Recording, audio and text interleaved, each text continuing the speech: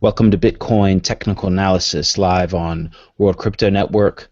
Today we're with George, co-founder of BTC.SX and financial analyst. Hi, George. Hi, how are you? Thanks for having me. I'm well, thanks. And we also have BTC Vix from Whale Club TeamSpeak. Hi, Vix. How you doing? Well, thanks. Okay, so the price of Bitcoin has been going down. George, what do you have for us? Um, Thanks for putting me on, and I'll start off with I wrote an article today for Cointelegraph talking about that 220 level must hold, and this is a chart I've been showing for a couple of weeks now on the show about this range we've been in for most of the year and how it had to stay within that range. And obviously, we've tested 300 a couple of times, haven't been able to break above it. And here we are. We've broken through the 220 level on the downside. And it looks like this thing's going to go lower. I think it probably tests the January lows at some point. Below 220, looking at 200 is probably the next target. We've had this really big move, a couple of big down days in the last couple of days.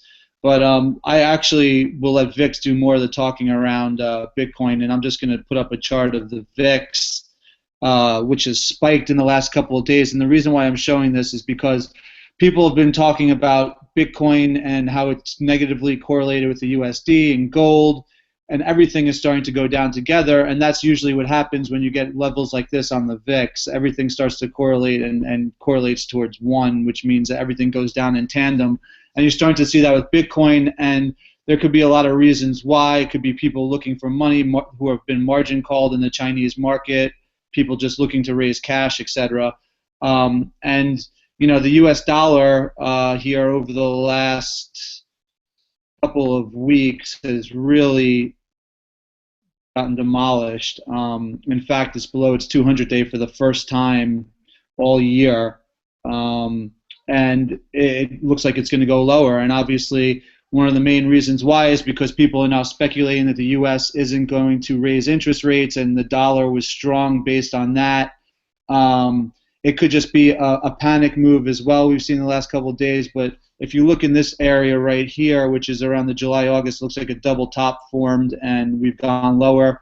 Where it goes from here is unclear, but it's not in a really good place. I mean, you look at the Euro USD and the Japanese USD, and money's been flying into those areas. This is a 5-year chart of the USD, and it's holding up above. Actually, it's a 3-year chart of the USD. Sorry, it's holding up above the 50-day, but really isn't in a good place as far as technicals go, looking for a move back to the upside. But so far it's held there above 93. I think if it doesn't hold 93, obviously we test lower levels back towards that 89 level. And then in the S&P, what we've seen here, this is a chart going back to '09. And we've seen it for the first time in a very long time break below its 100-day. And if you look up at the RSI, it's at a level it hasn't been in since around 2011-ish. So it's reaching pretty climatic levels now with a high VIX. I think if we see more and more panic selling here, it probably goes down towards the 1766 level. But I don't know if it gets to there or not. It just really depends on how bad things continue to get and deteriorate, and if there's no help from central banks around the world, which has been one of the things that's really propped up this market. But you could see here that, I mean, I could go through a whole bunch of charts, which I haven't gone through, commodities included, and they're all looking the same. And it's really as these levels in the VIX start to spike and volatility goes through the roof that all things really just cascade down together. And I mean, the whole entire global picture in all markets, DAX, German, Shanghai, Hang Seng, you just look through them all, and they all pretty much look the same, if not worse than this. S&P has actually held up more. But I would probably anticipate that with all the problems Bitcoin is having, it follows suit, and I'll let Vix talk more on that. That's really all I have for now. Okay, thanks a lot, Okay, George. Yeah, thanks a lot, George. that's right. That's right. The DAX broke 10,000 today. Okay, Vix, what do you got for us? George, can you mute your mic? Okay, there we go. Let's see here.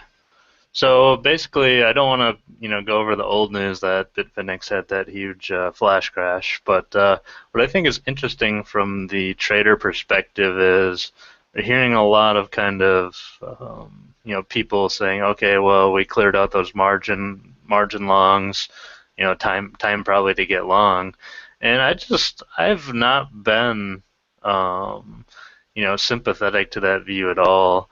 And the more recent news is, I'm just bringing up a wisdom chart right here.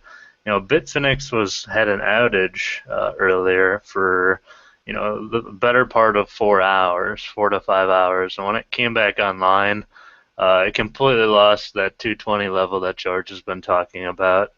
And, we tested those just before we came on the show. So if I just go back to this Phoenix chart, and we can see it now better with some of the Spider Crusher dynamic levels. I literally just put this on my chart today because he's got the new version out that's updating all this. So we're holding below the 220 level on Phoenix. And then more importantly, when we saw that move last week, and China really didn't follow, which is interesting. Usually China tends to be the one that overreacts, and Bitfinex is the lethargic one. I was kind of wondering if China would start to feel a little left out of the bear party and go ahead and take a test down there on its own. And we're looking at futures right now. I mean, we breached that 220 level. We just wicked down to new lows here just before the show started. I still think there's more downside, but this latest move was interesting because we ended up, it was a real whimpering move. So trends, up or down, tend to either end with a bang, which is a big capitulation candle, kind of like what we saw here, or back here, you can pretty see those kind of bang type candles, or we could get another whimper, which is what we saw, back in April or something like that. So that's kind of what I'm really trying to judge the strength. And right before the show came on, we did see a bunch more of the bids pile in on Phoenix, which had been really, really thin as of late. So I think that's basically all I have for Bitcoin. Just a quick overview of what's going on in the market. Broadly speaking, the euro with the dollar weakness actually broke out of this range that was sitting right around the 114 level, and it's pretty handily cleared that and the 200 EMA. If the U.S. equities continue to tank, that's going to put more pressure on the Fed to not raise interest rates, or maybe even start to walk out some of the QE4 talk. So I think that's very interesting to watch. Just absolutely crazy move in the FX market. So that's about all I have right now. I'm still holding bearish because I'm on the Bitcoin side of things on futures, as I think we haven't had that kind of stupid candle to the downside yet, and we lost 220, as George and I both agree on that. Okay, I would also say too that's pretty bearish here, is that if Bitcoin's not going to go up in this environment, when is it going to go up? I mean, granted, it's had its own problems in some ways, but based on the macro picture, you would think that this would be a perfect time for people to be starting to look at this and say, maybe this is a place I need to be. And you're not seeing that at all. In fact, something else that I've noticed too is if you look at the Bollinger Bands here, I mean, it has collapsed to the downside and it's just stretched, and the volatility is increasing. So I'm looking at some of these Fibonacci levels that I kind of follow, that I look at old peaks, and 204 is in there and 200, but really pointing down. I mean, you're getting closer to looking at testing that low. And I've wondered about that bottom that we got in January for a while, if that was a real bottom or not, and maybe we're going to find out. Unfortunately, like you've been saying too, I just don't see any reason to be bullish here at all, and I think that as people start to realize that the price isn't holding and looks like it wants to seek lower levels, you'll probably start to see a lot of margin calling. Maybe you will get a capitulation somewhere, but right now it's not happening. But the one thing I do notice too is the volume, as usual, is always higher downside than it is on these upside moves, and that's always been concerning for me along the way, and especially when we're trying to break above 300 a few times, that we haven't had this upside volume to confirm, and it's always on the downside that you get these big volume days, and right now we're seeing that again. So we'll see what happens in here, but it's definitely a pretty bearish picture.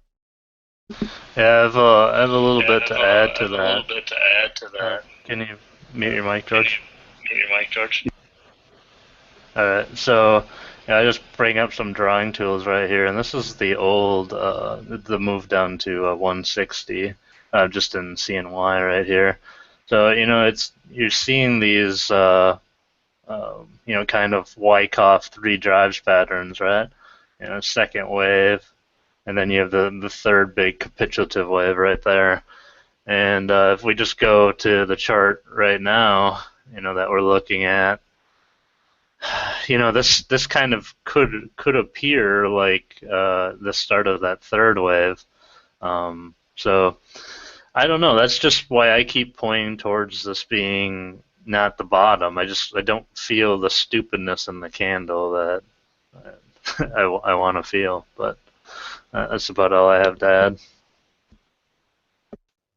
Yeah, I completely agree there.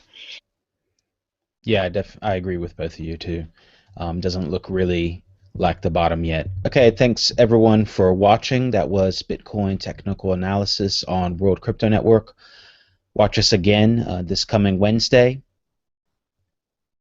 Thanks a lot.